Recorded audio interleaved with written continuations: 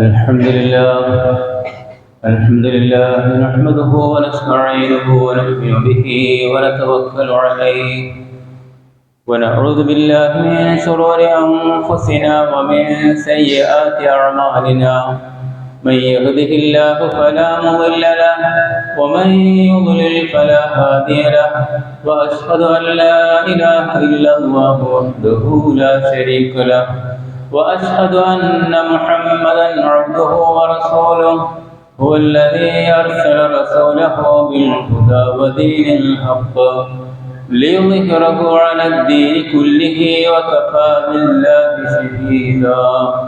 اللهم صل على محمد وعلى آل محمد كما صليت على إبراهيم وعلى آل إبراهيم وبارك على محمد وعلى آل محمد كما باركت على إبراهيم وعلى آل إبراهيم إنك حميد مجيد. أما بعد فإن خير الحديث كتاب الله وخير الهدي هدي محمد صلى الله عليه وسلم وشر الأمور محدثاتها وكل محدثة بدعة وكل بدعة ضلالة. أيها الناس أوصيكم وإياي أولا بتقوى الله. يا أيها الذين آمنوا اتقوا الله حق تقاته ولا تموتن إلا وأنتم مسلمون. أعوذ بالله من الشيطان الرجيم. يا أيها الناس اتقوا ربكم الذي خلقكم من نفس واحدة وخلق منها زوجها وبث منهما رجالا كثيرا ونساء واتقوا الله الذي تساءلون به والأرحام إن الله كان عليكم رقيبا. بسم الله الرحمن الرحيم. زين للناس حب الشهوات من النساء والبنين والقناطير المقنطرة من الذهب والفضة والخيل المسومة والأنعام والحرث ذلك متاع الحياة الدنيا والله عنده حسن المآب. قل أنبئكم بخير من ذلكم للذين اتقوا عند ربهم جنات تجري من تحتها الأنهار خالدين فيها وأزواج مطهرة ورضوان من الله والله بصير بالعباد. رب اشرح لي صدري ويسر لي أمري واحلل عقدة من لساني يفقهوا قولي. ബഹുമാന്യ മുഅ്മിനീകളെ മുഅ്മിനാത്തുകളെ, അല്ലാഹുവിനെ സൂക്ഷിച്ചുകൊണ്ട് ജീവിക്കണേ എന്ന് പ്രത്യേകം വസിയത്ത് ചെയ്യുകയാണ്, ഉപദേശിക്കുകയാണ്. പുറത്ത് ആലി ഇംറാനിലെ 14-15 വചനങ്ങളാണ് ശ്രദ്ധയിൽപ്പെടുത്തിയത്. ഒരുപാട് പ്രാവശ്യം ഈ മിമ്പറിൽ നിന്നും അല്ലാതെയുമൊക്കെയായി കേൾക്കുകയും മനസ്സിലാക്കുകയും അതിൻ്റെ ആശയങ്ങൾ ഒരു പരിധിവരെ നമ്മളുടെ മനസ്സിൽ നിലനിൽക്കുകയും ചെയ്യുന്ന 2 ആയത്തുകളാണ് ശ്രദ്ധയിൽപ്പെടുത്തിയത്. നമുക്കറിയാം, അല്ലാഹു സുബ്ഹാനഹു വ തആല ഈ ലോകത്ത് കുറേ വിഭവങ്ങൾ മനുഷ്യന് സൗകര്യപ്രദമായ നിലയിൽ സൃഷ്ടിച്ചിട്ടുണ്ട്. അനുഗ്രഹങ്ങൾ എന്ന നിലയിൽ അത് നമ്മൾ ഉപയോഗപ്പെടുത്തി വരികയും ചെയ്യുന്നുണ്ട്. എന്നാൽ ഈ അനുഗ്രഹങ്ങളിൽ മതിമറന്നു പോകുന്ന, അത് മാത്രമായി ലക്ഷ്യം ആയിത്തീരുന്ന, എന്നിട്ട് പരലോകം നഷ്ടപ്പെട്ടു പോകുന്ന ആളുകൾ എമ്പാടുമാണ് നമ്മളുടെ കൂട്ടത്തിൽ. അതാണ് ദുനിയാവിൻ്റെ അലങ്കാരങ്ങളെ സംബന്ധിച്ച് മനുഷ്യന് വല്ലാത്ത അലങ്കാരമുള്ളതായിട്ട്, സന്തോഷമുള്ളതായിട്ട്, പുളകം കൊള്ളാൻ പറ്റുന്ന വിഷയങ്ങളായി സുയ്യിന ലിന്നാസി എന്ന് പ്രയോഗിച്ചത്. എന്തൊക്കെയാണത്? ലിന്നാസ് എന്നാണ് മനുഷ്യന്മാർക്ക്. അത് വിട്ട് അതിൻ്റെതായ ആ കാര്യങ്ങളെല്ലാം ഉപേക്ഷിച്ച് പരലോകത്തെ മനസ്സിലാക്കാനും ഉൾക്കൊള്ളാനും ആളുകൾ തയ്യാറാകാതിരിക്കുന്ന വശത്തെ സംബന്ധിച്ചാണ് ഈ ആയത്തിൽ നമ്മളോട് അള്ളാഹു പരാമർശിക്കുന്നത്. എന്തൊക്കെയാണ് ഹുബ്ബു ശഹവാത്ത്, മനുഷ്യന്റെ ഇച്ഛകൾ, അതിനോടുള്ള അഭീഷ്ടം, അതിനാണ് പ്രാധാന്യം. എന്തൊക്കെയാ? ഒന്ന് അന്നിസാ, സ്ത്രീകളാണ്. പിന്നെയോ വൽ ബനീൻ, മക്കൾ, സന്താനങ്ങൾ. വൽ ഖനാതീരിൽ മുഖന്തറത്തി മിനൽ ദഹബി വൽ ഫിദ്ദ, സ്വർണവും വെള്ളിയുമാകുന്ന നിധികൾ, എമ്പാടും അതിൻ്റെ കൂമ്പാരങ്ങൾ. വൽ ഖൈലിൽ മുസവ്വമ, നല്ല വാഹനം, കുതിരയാണ് ഖുർആൻ ഉദ്ദേശിച്ചത് പദത്തിനർത്ഥം, പക്ഷെ ഏറ്റവും മുന്തിയ വാഹനം. അതുപോലെ തന്നെ വൽ അൻആമി വൽ ഹർഫ്, കന്നുകാലികൾ, കോടികൾ ഉണ്ടാക്കുന്ന കൃഷി, ഇതുപോലെയുള്ള കാര്യങ്ങളെ സംബന്ധിച്ച് പറഞ്ഞിട്ട് അല്ലാഹ് പറഞ്ഞു ദാലിക മതഉൽ ഹയാത്തിദ് ദുനിയ, അവ ഐഹിക ജീവിതത്തിന്റെ വിഭവങ്ങളാണ്. വല്ലാഹു ഇൻദഹു ഹുസ്നുൽ മആബ്, എന്നാൽ അള്ളാഹുവിന്റെ അടുക്കലുള്ളതാണ് ഏറ്റവും നല്ല, അള്ളാഹുവിലേക്കുള്ളതാണ് ഏറ്റവും നല്ല മടക്കം എന്നാണ് ഈ ആയത്തിന്റെ അവസാന ഭാഗത്തിൽ അള്ളാഹു നമ്മളെ പഠിപ്പിച്ചിരുന്നത്.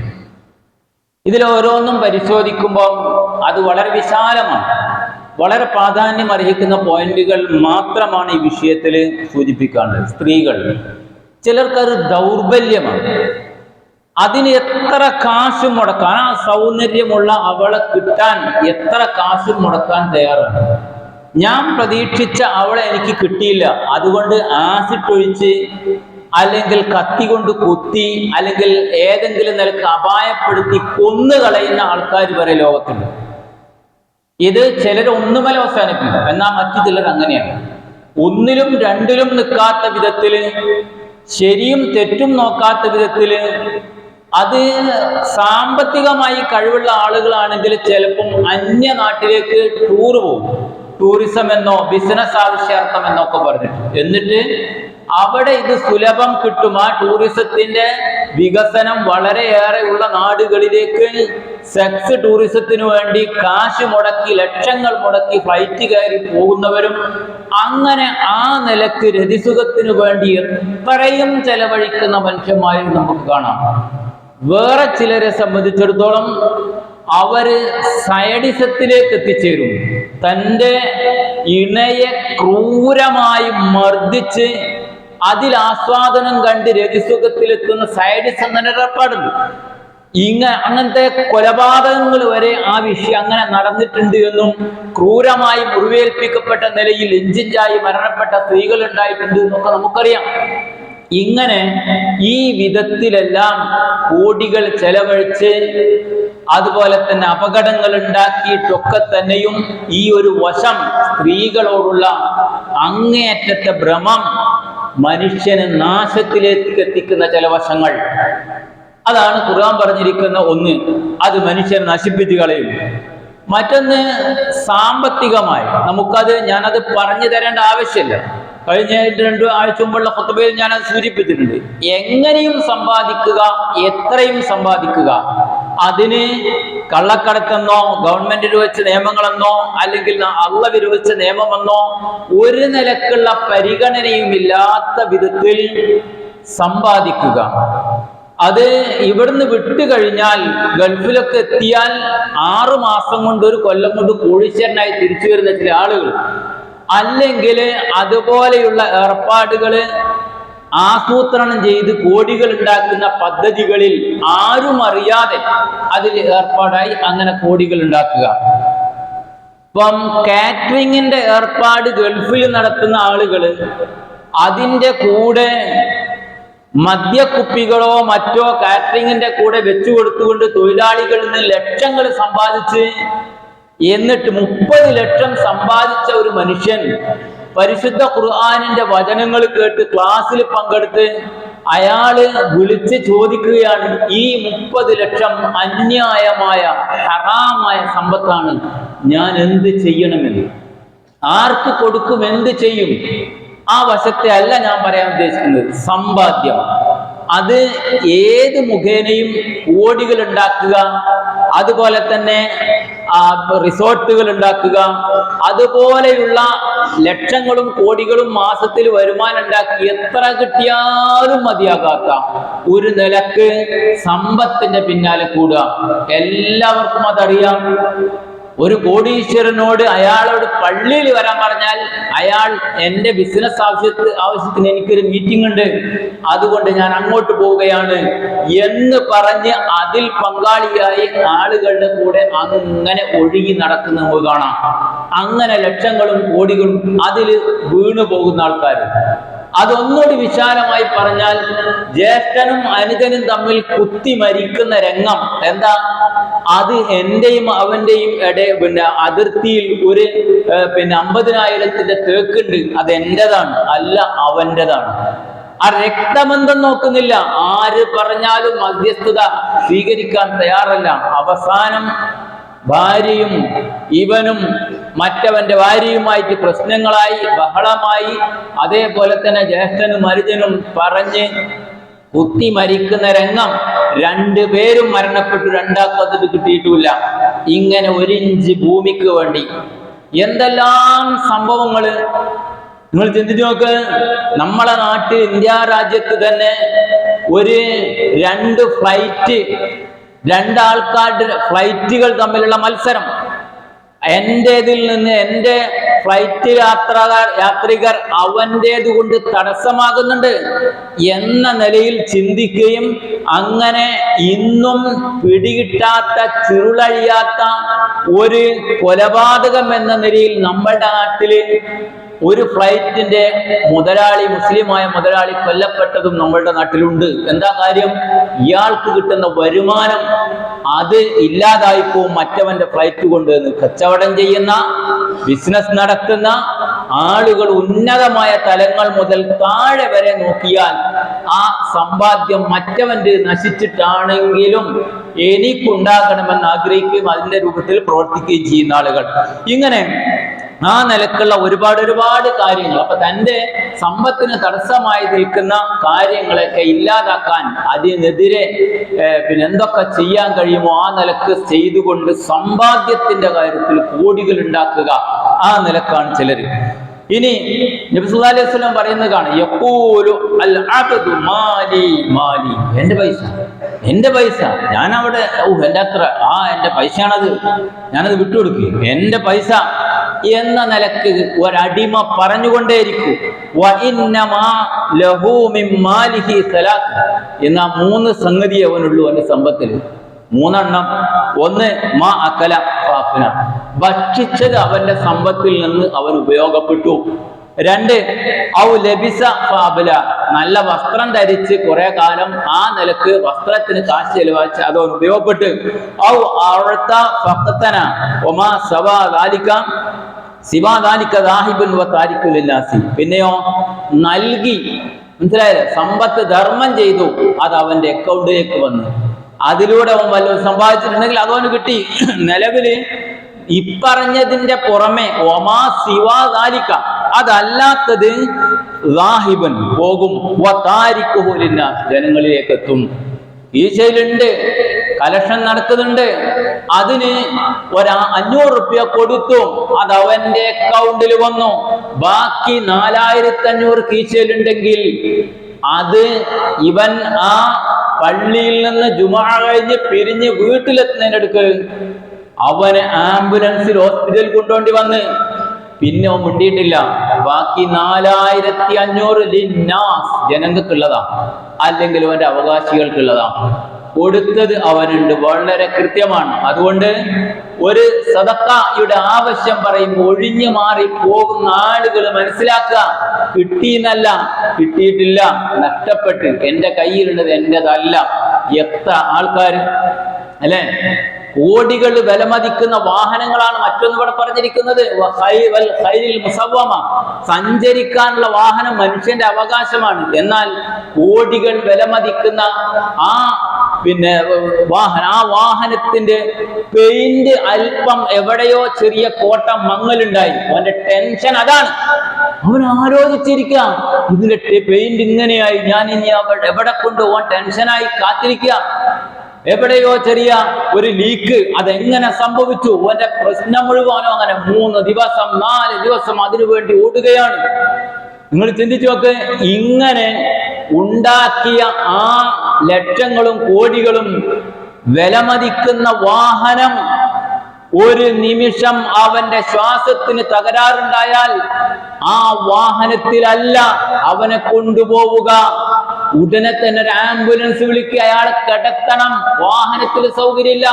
ഈ കോടികൾ വിലമതിക്കുന്ന വാഹനത്തിന്റെ ഉടമയെ ചീറിപ്പാഞ്ഞു പോകുന്ന ആംബുലൻസിൽ കൊണ്ടുപോകേണ്ടി വരുന്നു. ഉപയോഗപ്പെടുവോ പെടൂലേ? ചിന്തിക്കുക. ആവശ്യത്തിനെല്ലാം ഇസ്ലാം അനുവദിക്കുന്നുണ്ട്.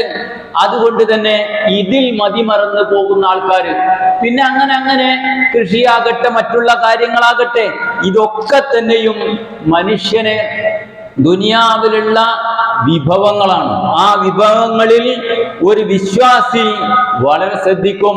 നമ്മൾ മനസ്സിലാക്കുക, ആ വിശ്വാസിയെ സംബന്ധിച്ചിടത്തോളം അയാൾ അള്ളാഹു നൽകിയ ഈ അനുഗ്രഹങ്ങളെ കൃത്യമായും ഉപയോഗപ്പെടുത്തുന്നവനായിരിക്കും. ചില ആൾക്കാരുണ്ട്, ഖാറൂൻ മുതലാളി മൂസാ നബിയുടെ കൗമിൽപ്പെട്ട വമ്പിച്ച പണക്കാരനായിരുന്നു. മൂപ്പര് ഒരു ദിവസം ഇങ്ങനെ ഒരുങ്ങി പോവുകയാണ്. ആ ചമയലും ആളുകളുടെ കണ്ടല്ലോ, മുതലാളി മുമ്പിലുള്ള നടത്തവും കുറെ പരിവാരങ്ങളും സെക്യൂരിറ്റി ആയിട്ട് കരിമ്പൂച്ചകളായിട്ട് ആൾക്കാരും അങ്ങനെ വലിയ ആഡംബര വാഹനത്തിൽ പോകുമ്പോൾ ഖാറൂന് കിട്ടിയതുപോലെ ഞങ്ങൾക്ക് കിട്ടിയില്ലല്ലോ എന്നൊക്കെ സങ്കടപ്പെട്ട ആൾക്കാർ. മനസ്സിലാകുന്നുണ്ടോ? അങ്ങനെ ഉണ്ടാവും ചിലര്. മൂന്നത്ര കൊടുത്തത് വല്ലാത്തത് തന്നെ, അത് നമുക്കത് ഉണ്ടായില്ലല്ലോ എന്ന് ആഗ്രഹിക്കുന്ന ആളുകൾ. യഥാർത്ഥത്തിൽ നമ്മൾ മനസ്സിലാക്കേണ്ടത്, എത്ര കുറച്ച് കിട്ടിയോ അതിന് നന്ദി പറയുന്നവരാവുക. മനസ്സിലാകുന്നുണ്ടോ? കൂടുതൽ കിട്ടിയാൽ ഉറപ്പായിട്ടും നമ്മള് ശുക്രില്ലാത്ത ആൾക്കാരായി മാറും. സൂറത്ത് തൗബയിലെ 75-ാമത്തെ വചനം, അതുമായി ബന്ധപ്പെട്ട ഒരു സംഭവം നമുക്ക് കാണാം. അൻസാറികളിൽപ്പെട്ട ഒരു സഹാബി, അദ്ദേഹം നബി സല്ലല്ലാഹു അലൈഹി വസല്ലമയുടെ അടുക്കൽ വന്നുകൊണ്ട് പറയുന്നു, പ്രവാചകരെ അങ്ങ് എനിക്ക് വേണ്ടി സമ്പത്ത് വർദ്ധിക്കാൻ വേണ്ടി പ്രാർത്ഥിക്കണം നബിയെ. സാലബ, അത് വേണ്ട, ഉള്ളത് കൊണ്ട് ശുക്ർ ചെയ്ത് ശുക്ർ ചെയ്യാൻ ഏറ്റവും നല്ലത് കുറച്ചാണ്, ഉള്ളത് കൊണ്ട് തൃപ്തിപ്പെട്ട് ജീവിച്ചാൽ മതി. പക്ഷെ അദ്ദേഹം അല്ല നബിയെ, ഒരുപാട് സദഖ ചെയ്യായിരുന്നു. അങ്ങനെ ഉണ്ടാവും നമ്മളെ കൂട്ടത്തിൽ ആൾക്കാർ. അയാളെപ്പോലെ ഉണ്ടായിരുന്നെങ്കിൽ എമ്പാടും സദഖ ചെയ്യായിരുന്നു, ഞാൻ അതിന് കൊടുക്കും ഇതിന് കൊടുക്കും, ഇല്ലാഞ്ഞിട്ടല്ലേ എന്നൊക്കെ ചിന്തിക്കുന്ന ആ രൂപത്തിൽ നബിയോട് അദ്ദേഹം പറഞ്ഞു. നബി അദ്ദേഹത്തെ മടക്കി അയച്ചു. വീണ്ടും അദ്ദേഹം നിർബന്ധിച്ചു. അവസാനം നബി സല്ലല്ലാഹു അലൈഹി വസല്ലമ പ്രാർത്ഥിക്കാൻ സന്നദ്ധനായി. പടച്ചോനെ, സാലബക്ക് നീ അനുഗ്രഹം ചെയ്യണേ എന്ന് റസൂലുള്ളാഹി പ്രാർത്ഥിച്ചു. ഫത്തഖദ ഗനമൻ, കുറച്ച് ആടുകളെ സമ്പാദിച്ചു, ആടുകളെ വാങ്ങി. അങ്ങനെ ആ ആടുകള്, അദ്ദേഹത്തിന്റെ ആടുകൾ വർദ്ധിക്കാൻ തുടങ്ങി, പെറ്റുക്ക് പെരുകി. ഹദീസില് പറഞ്ഞിട്ടുള്ളത് പുഴുക്കൾ ഉണ്ടാകും പോലെ. അതിനു മാത്രം ഒരു മദീനയിലെ ഏതാണ്ട് കുറെ ഭാഗങ്ങളിൽ അദ്ദേഹത്തിന്റെ ആടുകൾ നിറഞ്ഞു. ജമാഅത്തിന് വരാണ്ടായി. 5 നേരം പള്ളിയിൽ വരുന്ന ആ മനുഷ്യൻ ജമാഅത്തിന് വരാതെയായി. മനസ്സിലായോ? ഇടക്കിടക്കായി വരവ്. അങ്ങനെ വീണ്ടും പലരും ചോദിക്കും, നബി ചോദിക്കും, എവിടെ പോയി നമ്മളെ സാലബ? റസൂല് ആടിന്റെ പിന്നാലെ പോയി. അയാളുടെ ആടുകള് ഭയങ്കര തിരക്കാണ് അദ്ദേഹത്തിന്. അങ്ങനെ വീണ്ടും കുറച്ചുകൂടി കഴിഞ്ഞ് അദ്ദേഹം വെള്ളിയാഴ്ച മാത്രമായി, കാരണം ആടുകൾ താഴ്വരകളിൽ നിന്ന് താഴ്വരകളിലേക്ക് വർദ്ധിച്ചു കൊണ്ടേയിരിക്കുകയാണ്. ഒരുപാട് പണിക്കാരുണ്ട്, ആയിരക്കണക്കിന് ആടുകളുണ്ട്. അങ്ങനെ അദ്ദേഹം വെള്ളിയാഴ്ച മാത്രമായി വരവ്. എന്താ സാലബക്ക് പറ്റിയത്? ആളുകൾ ചോദിച്ചു. റസൂൽ ചോദിച്ചു. അദ്ദേഹം വെള്ളിയാഴ്ച മാത്രമേ വരുന്നുള്ളൂ. റസൂലെ, ആടുകൾ വർദ്ധിച്ചു, താഴ്വരകൾ വീണ്ടും കൂടി. അങ്ങനെ അദ്ദേഹം വെള്ളിയാഴ്ച നേരല്ല വെള്ളിയാഴ്ച പോലും ജുമുഅക്ക് വരാൻ പോലും അദ്ദേഹത്തിന് സമയം കിട്ടിയില്ല. കാരണം അതിന്റെ പിന്നാലെ അതിന്റെ കണക്ക് നോക്കല്, അതിന്റെ വിൽക്കല്, വാങ്ങല്, അതിന്റെ പണിക്കാരന്റെ കാശ് കൊടുക്കല്, അതുമായി ബന്ധപ്പെട്ട കയറ്റിയേക്കലുകൾ, അറക്കല്, ഒരുപാട് വിഷയങ്ങളുമായി ഇടപഴകി അദ്ദേഹത്തിന് യാതൊരു ടൈമില്ലാതായി. റസൂൽ ആദ്യം പറഞ്ഞ് മറക്കണ്ട, കുറച്ച് കിട്ടിയാലേ ശുക്രുണ്ടാവുന്നുള്ളത്. അങ്ങനെ സക്കാത്തിന്റെ സൂറത്തു തൗബയിലെ 103-ാമത്തെ വചനം അവതരിച്ചു. ഖുദ് മിൻ അംവാലിഹിം സദഖതൻ തുതഹിറുഹും. നബി സല്ലല്ലാഹു അലൈഹി വസല്ലം രണ്ടാളുകളെ പറഞ്ഞയച്ചു. ആരുടെ അടുക്കലേക്ക്? സാലബിയുടെ അടുക്കലേക്ക്. ആടിന് സക്കാത്തുണ്ട്, അതിന്റെ തോത് ഇത്രയാണ്, അത് തരണമെന്ന്. സഹാബികൾ അവിടെ എത്തി അദ്ദേഹത്തോട് സംസാരിച്ചു. അദ്ദേഹം പറഞ്ഞു, ഈ സമ്പത്തിന് നികുതി കൊടുക്കുക എന്നുള്ള ഏർപ്പാട് അതല്ലേ ഇപ്പോൾ, അതെന്തൊരു പരിപാടി അത്.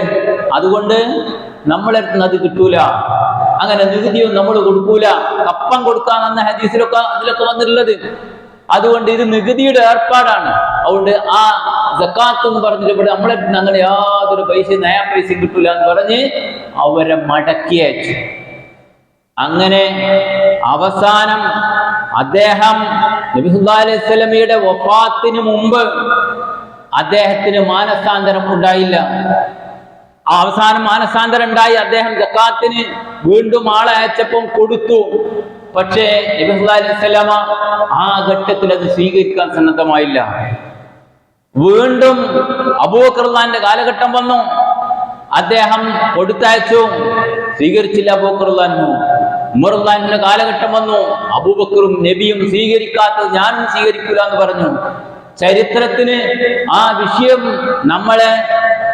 വിഷയവുമായി ബന്ധപ്പെട്ട് ചില കാര്യങ്ങൾ അല്ലെങ്കിൽ നമ്മൾ ഉദ്ദേശിക്കുന്ന വിഷയവുമായി ഇതിന് ചില താരതമ്യങ്ങൾ ഉണ്ടെങ്കിലും ചില ദൗർബല്യം ഹദീസിനെ പറ്റി പറയുന്നുണ്ട്. എന്തായിരുന്നാലും ആ സംഭവം നമ്മളുടെ ജീവിതത്തിലേക്ക് നമ്മളൊന്ന് തട്ടിച്ചു നോക്കുക.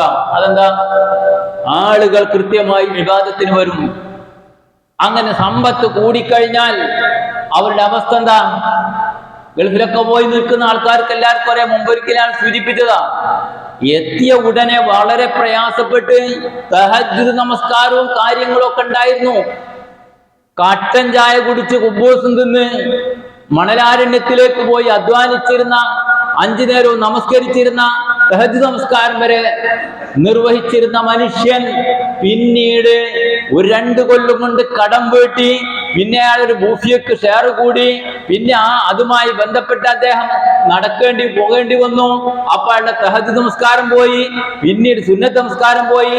പിന്നെ അയാളുടെ മറ്റ് നമസ്കാരങ്ങളിൽ കാരണം അടുത്തേനും ഷെയർ ചേർന്ന് കോടീശ്വരനായി, ബിസിനസ് സാമ്രാജ്യം വിശാലമായി. എന്താ സംഭവിച്ചത്? പിന്നെ അയാൾ കിട്ടുന്നില്ല, യാതൊന്നും കിട്ടുന്നില്ല.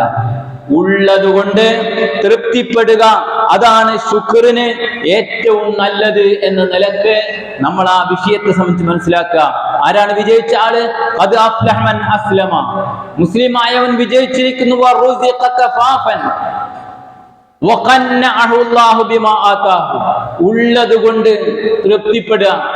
അല്ലാഹു സുബ്ഹാനഹു വ തആല നൽകിയതിൽ തൃപ്തിയുള്ളവനായി ജീവിക്കുക. ഇതാണ് മുഅ്മിനായ മനുഷ്യൻ, വിജയിച്ച മനുഷ്യൻ. ഞാനും നിങ്ങളൊക്കെ മനസ്സിലാക്കുക, നമുക്ക് പോകാനുണ്ട്.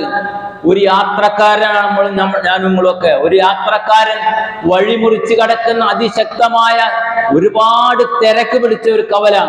ആ കവലയിൽ നിന്ന് വഴിമുറിച്ച് കടക്കുമ്പോ ഏതൊക്കെ തരത്തിൽ ഏതെല്ലാം ഭാഗങ്ങളിൽ നിന്ന് വാഹനം വരുന്നതും ഇടിക്കുന്നതും മരിക്കുന്നതും ശ്രദ്ധിക്കണം. ഇതേപോലെയാണ് നമ്മൾ ഈ ദുനിയാവില് തെറ്റിപ്പോകാനുള്ള ഒരുപാട് ചാൻസുകൾ വലത്തുനിന്ന് മുന്നിന്നും പിന്നിന്നും ഒക്കെ ഉണ്ടാവും. അതാണ്. പിന്നെയോ അതേപോലെ തന്നെ ഗരീബ്, വിദേശിയെ പോലെ. നിങ്ങൾ റബ്ബിന്റെ ഇഷ്ടം കിട്ടാൻ സഹൽ ബിൻ സഅദ് റളിയല്ലാഹു അൻഹു പറയും, ജാഅ റജുലുൻ ഫഖാല യാ റസൂലല്ലാഹ് ദല്ലിനി അലാ അമലിൻ ഇദാ അമിൽതുഹു ഹബ്ബനില്ല. അല്ലാഹ് എന്നെ ഇഷ്ടപ്പെടും, ഞാൻ ആ നിലക്കുള്ള ഒരു കാര്യത്തെ സംബന്ധിച്ച് എനിക്ക് അങ്ങ് അറിയിച്ചു തരണം. പിന്നെയോ വാഹബ്ബനിന്നാസ്, മനുഷ്യന്മാർക്കും ഇഷ്ടമുണ്ടാവും അങ്ങനത്തെ ഒരു കാര്യം. ദുനിയാവിൽ നീ വിരക്തി ഉള്ളവനാവുക, അതിനുവേണ്ടി കെട്ടി മരിക്കണ്ട. നിന്റെ അടുക്കൽ ഉള്ളത് കൊണ്ട് നീ തൃപ്തിപ്പെട്. അപ്പൊ എന്താ സംഭവിക്കുക? യുഹിബ്ബുകന്നാസ്, ജനങ്ങളും ഇഷ്ടപ്പെടും, അള്ളാഹ് ഇഷ്ടപ്പെടും, ജനങ്ങളും ഇഷ്ടപ്പെടും. ആ വിരക്തി എങ്ങനെയാ? ഖാല റസൂലുള്ളാഹി സ്വല്ലല്ലാഹു അലൈഹി വസല്ലം മൻ അഹബ്ബ ദുനിയാഹു, ഒരാള് ദുനിയാവിന് വേണ്ടിയാ ജീവിക്കുന്ന വിചാരിക്കുക, അതിനു വേണ്ടി ഇഷ്ടപ്പെടുകയും ആ നിലക്കാണ് അവന്റെ ലക്ഷ്യവുമെങ്കിൽ ഇവന് പരലോകം നഷ്ടമുണ്ടാക്കുക, യാതൊരു സംശയമില്ല. ഒരാൾ പരലോകത്തെയാണ് ഇഷ്ടപ്പെടുന്നെങ്കിൽ ദുനിയാവിൽ കുറച്ച് പ്രയാസങ്ങളും നഷ്ടങ്ങളും ഒക്കെ ഉണ്ടാവും, യാതൊരു സംശയവുമില്ല.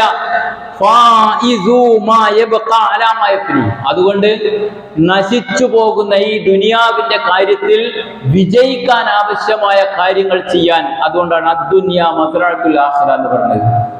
ഇഹലോകം എന്നുള്ള പരലോകത്തുള്ള കൃഷിയിടമാകുന്നു എന്ന്. ഏതായിരുന്നാലും നമ്മളോട് പറഞ്ഞിരിക്കുന്ന ഒരു കാര്യം, ഉൻളുറു ഇലാ മൻ അസ്ഫല മിൻകും, നിങ്ങൾ നിങ്ങളെക്കാൾ താഴ്ന്നവരിലേക്ക് നോക്കുക.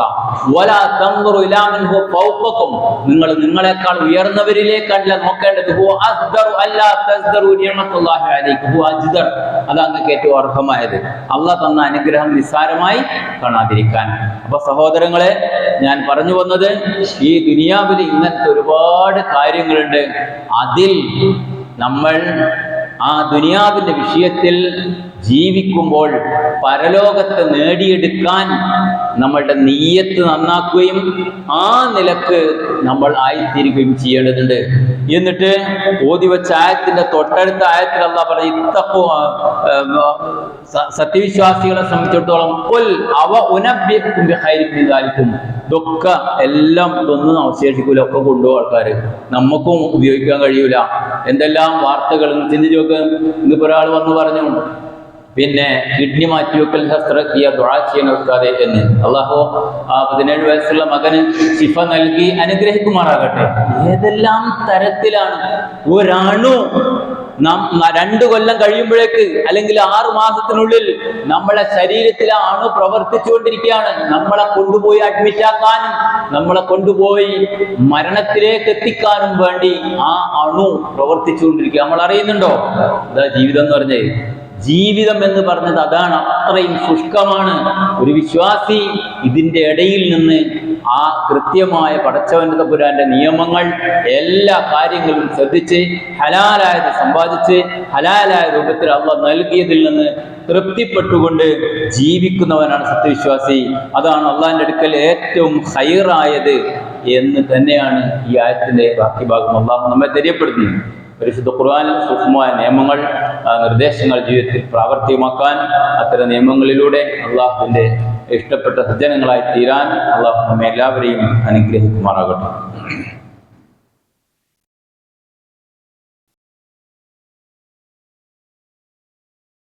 അൽഹംദുലില്ലാഹി നഹ്മദുഹു വനസ്തഈനുഹു വനുഅ്മിനു ബിഹി വനതവക്കലു അലൈഹി. അല്ലാഹുമ്മ സ്വല്ലി അലാ മുഹമ്മദ് വഅലാ ആലി മുഹമ്മദ്. അയ്യുഹന്നാസ് യൂസീകും വഇയ്യായ സാനിയം ബിത്തഖ്വല്ലാഹ്. ബഹുമാന്യ മുഅ്മിനീകളെ, മുഅ്മിനാത്തുകളെ, അല്ലാഹുവിനെ സൂക്ഷിച്ചുകൊണ്ട് ജീവിക്കണേ എന്ന് ഒരിക്കൽ കൂടി വസിയത്ത് ചെയ്യുകയാണ് ഉദ്ദേശിക്കുന്നത്. ജുമുഅക്ക് വരുന്ന ആളുകൾ സഫുകൾ ഇരുത്തത്തിൽ തന്നെ ഒഴിവുള്ള സ്ഥലത്തേക്ക് കയറിയിരുന്ന് റെഡിയായി മുന്നിലെ പള്ളി കംപ്ലീറ്റ് ആക്കാൻ പ്രത്യേകം ശ്രദ്ധിക്കുക.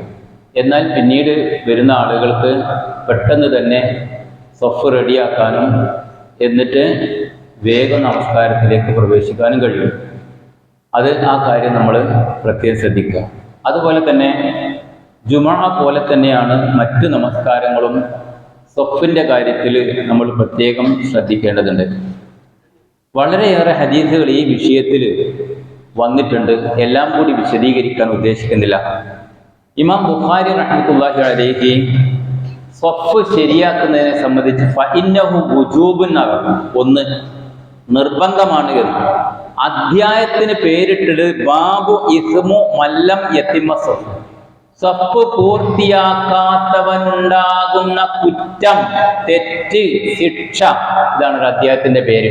അപ്പൊ ഞാനത് വിശദീകരിക്കേണ്ടിയില്ല. അതിന്റെ ഗൗരവത്തെ സംബന്ധിച്ച് സവ്വു സുഫൂഫക്കും ഫഇന്ന തസ്ഫിയത സുഫൂഫ് മിൻ ഇഖാമത്തി സ്വലാം കേട്ട ഹദീസാണ്. നമസ്കാരം നിലനിർത്തുന്ന ഒരാൾ അതിൻ്റെ ഭാഗമായി ചെയ്യേണ്ട ഒരു കാര്യമാണ് സ്വഫ് ശരിയാക്കുക എന്നത്. അത് 5 നേരത്തെ നമസ്കാരത്തിനും അങ്ങനെ തന്നെയാണ്, വീട്ടിലായാലും അങ്ങനെ തന്നെയാണ്, പിന്നെ സമ്മേളനങ്ങളിലായാലും അങ്ങനെ തന്നെയാണ്. ഞാൻ നോക്കി ചിലപ്പോൾ അങ്ങോട്ട് അടുത്തുനിന്നാൽ കാലം വലിച്ചെടുക്കും, ഇങ്ങോട്ട് അടുത്തുനിന്നാൽ ഇപ്പുറത്തുള്ള കാലം വലിക്കും. എന്നിട്ട് ഇവൻ ഇങ്ങനെ 2 കാലും ഇങ്ങനെ വെക്കേണ്ടി അകത്തി വെക്കേണ്ട സാഹചര്യം. എന്താ നമ്മൾ തമ്മിൽ തൊട്ടുപോയാലും സംഭവിക്കുക? അത് അകന്ന് നിൽക്കുക എന്നത് പിശാചിന്റെ പണിയാണ്. നമ്മളെ ഹൃദയങ്ങളെ അകറ്റിക്കളി. ഈ ഹദീസ് സ്വഫ്തുമായിട്ട് ബന്ധപ്പെട്ട് തന്നെ അതുകൊണ്ട് എനിക്ക് പറഞ്ഞ മറ്റു ചില ഹദീസുകൾ കാണാം. ചുമലുകൾ അടുപ്പിച്ച് നിൽക്കണമെന്ന് പറഞ്ഞത് കാണാം. അലാ തസഫൂന കമാ തസഫുൽ മലായിക, മലക്കുകൾ സെഫ് കെട്ടുന്ന പോലെ നിങ്ങൾ സെഫ് കെട്ടുന്നില്ല നബി. സഹാബത്ത് എങ്ങനെയാ നബിയെ അങ്ങനെ മലക്കുകൾ കെട്ടുന്ന സെഫ് ഉണ്ടാക്കുന്നത്? അപ്പൊ നബി സല്ലല്ലാഹു അലൈഹി വസല്ലം പറഞ്ഞു, ഖാല യതിമ്മു സുഫൂഫൽ അവല വയതറാസൂന ഫി സഫിയ. അവര് എന്ത് ചെയ്യുന്നു? യതറാസൂന ഫി സഫി, അവർ 1-ാം സഫ് പൂർത്തിയാക്കും. കേട്ടല്ലോ, 1-ാമത്തെ സഫ് പൂർത്തിയാക്കുക വിടവില്ലാതെ, എന്നിട്ട് 2-ാമത്തെ സഫ്. അതും വേറെയും ഹദീസ് വിഷയത്തിൽ കാണാം. അതിനെ ബേസ് ചെയ്തിട്ടാണ് ബാക്കി സഫുകൾ ഉണ്ടാകുക. മാത്രമല്ല വലാ തദറു ഫുറുജാത്തിൽ ശൈത്താൻ, വിടവുകൾ പിശാചിന് വേണ്ടി നിങ്ങൾ വിട്ടുകൊടുക്കരുത്. എല്ലാവരും ശ്രദ്ധിക്കാതെ. പിന്നെയോ വമൻ വസല സഫൻ വസലഹുല്ലാ, സഫിൽ അടുത്ത് നിന്നാൽ അള്ളാഹ് ഓനെയും അടുപ്പിക്കും, തമ്മിലുള്ള മാനസികമായ അടുപ്പുണ്ടാക്കും. ഒമൻ ഖതാ സഫൻ ഖതാഹുല്ലാഹ്, ഒരാൾ സഫ് മുറിച്ചാലോ തീർച്ചയായും അള്ളാഹുവിനായിട്ട് ബന്ധം മുറിക്കും. അതിന്റെ ഗൗരവം മനസ്സിലായി നിങ്ങൾക്ക്? ചിലരുണ്ടാവും നടുക്ക് വന്ന് വെക്കും, എന്നിട്ട് ആ ലൈനൊക്കെ അത് നമ്മളെ മുമ്പിലൊക്കെ ഉണ്ടല്ലോ, സഫിന്റെ ലൈന് വളരെ കൃത്യമായിട്ട് എല്ലാ മാറ്റുകളിലും ഉണ്ടാവും. എന്നിട്ട് ഒരാള് 2, 3, 4 ഇഞ്ച് താഴേക്ക് ഇറങ്ങിക്കും. പിന്നെ വരുന്ന ആള് ആ ഇറക്കം അങ്ങനെ ഇറങ്ങി അങ്ങോട്ട് നോക്കുമ്പോൾ സഫ് ഇങ്ങനെ വളഞ്ഞിട്ടുണ്ടാവും. ഒരൊറ്റ ഒരുത്തന്റെ ശ്രദ്ധക്കുറവുണ്ട്. അതുകൊണ്ട് ആ കുറ്റം ഒരൊക്കെ ആ കുറ്റത്തിൽ പെടുന്നുണ്ട്. എൻ്റെ ഒരു ഭാഗം വരും വഹിക്കേണ്ടി വരും. സഫ് അത്ര പ്രാധാന്യം അർഹിക്കുന്ന കാര്യമാണ്. മുന്നോട്ട് കയറിക്കുക, പിന്നോട്ട് നിൽക്കാവുന്നില്ലാതെ വളരെ റെഡി ആയിരിക്കണം എന്ന്.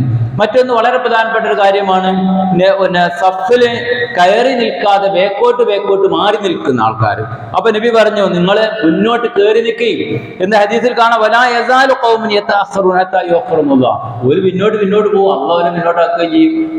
അതുകൊണ്ട് അത്ര പ്രാധാന്യം അർഹിക്കുന്ന ഒരു വിഷയമാണ് ഇത് എന്ന നിലക്ക് ഗൗരവപൂർവ്വം അതിനെ ശ്രദ്ധിക്കണമെന്നും ആ കൂലി നമുക്ക് ലഭിക്കാൻ നമ്മൾ ശ്രമിക്കണമെന്നും പ്രത്യേകം ഉണർത്തുകയാണ്. അല്ലാഹു സുബ്ഹാനഹു വ തആല മുഅ്മിനുകളായി ജീവിച്ച് മരിച്ചു പോകാൻ നമ്മെ എല്ലാവരെയും അനുഗ്രഹിക്കുമാറാകട്ടെ.